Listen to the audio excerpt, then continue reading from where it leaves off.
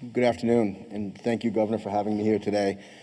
I just wanted to talk for a couple of minutes to brief the people of Rhode Island and you all about the changes to the unemployment program that will be coming up in the next few weeks.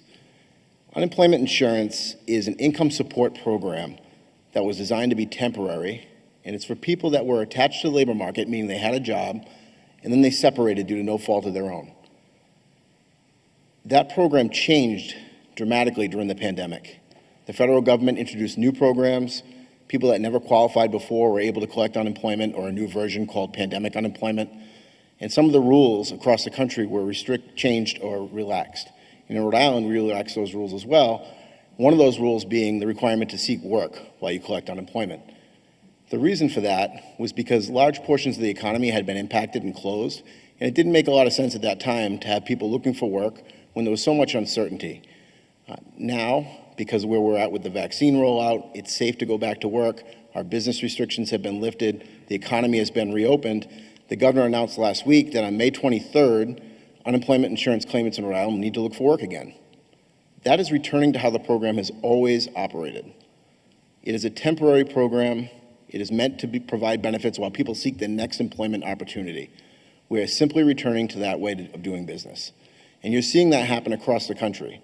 In fact, the White House announced last week as well, after we had announced that we were already doing it here in Rhode Island, it's time to get people back to work. And so what does it mean to conduct a work search? Claimants will have to be conducting 3 work search activities each week. That means that they should be applying for 3 jobs.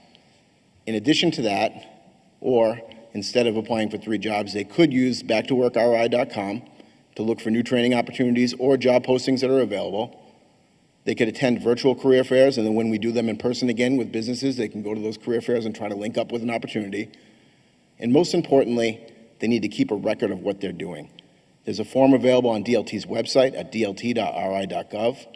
They can use that form to track their activities, or they could simply write it down on their own pad at home.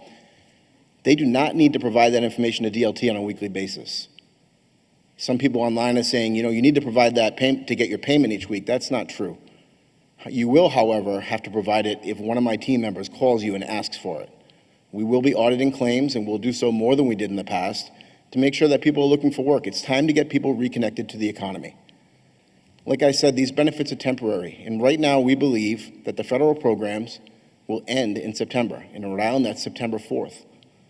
And if people don't have jobs by then, a lot of people are going to be without benefits. The sooner we can reconnect them to the economy, the better. What about people that collect pandemic unemployment? Do they have to look for work? Yes, they do. If they were gig economy workers, they can re-engage in what they were doing prior, maybe seek another opportunity, or apply for traditional jobs. People that own their own businesses, of course, we're not going to ask them to walk away from those businesses and apply for other jobs, but it's time to re-engage in business development activities. So they should apply a work search as if it were business development. That means try to find ways to get your business going again. Try to expand your customer base, things that you would normally do, and document it, because you too may be asked to provide that information to DLT. What happens if you're asked to provide it and you can't? If that happens, we will set you up for what's called an adjudication appointment. At that time, we'll ask you for proof or to explain why you don't have it. If you cannot prove that you're looking for work or doing business development activities, then you may be denied benefits for that period.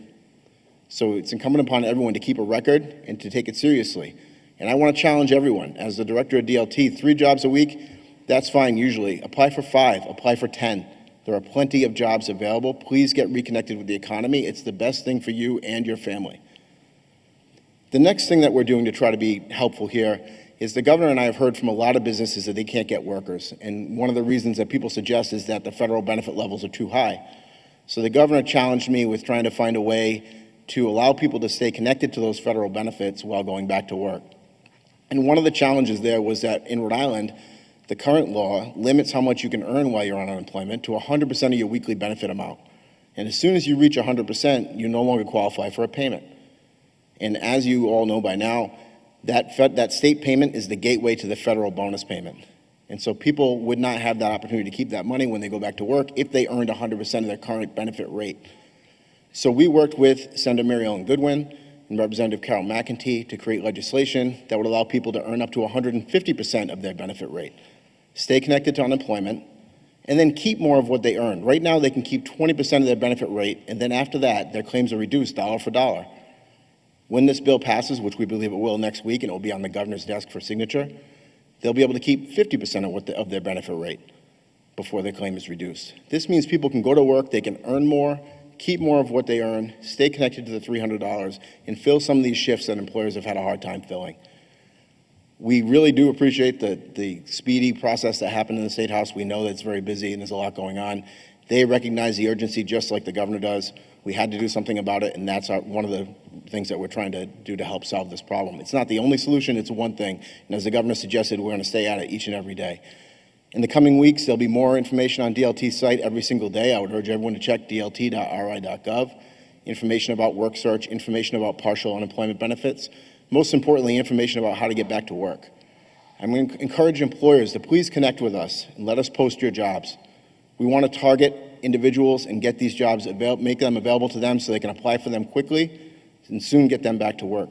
I want to transition people on unemployment from claimants to job seekers to employees, and I want to do it soon. Thank you.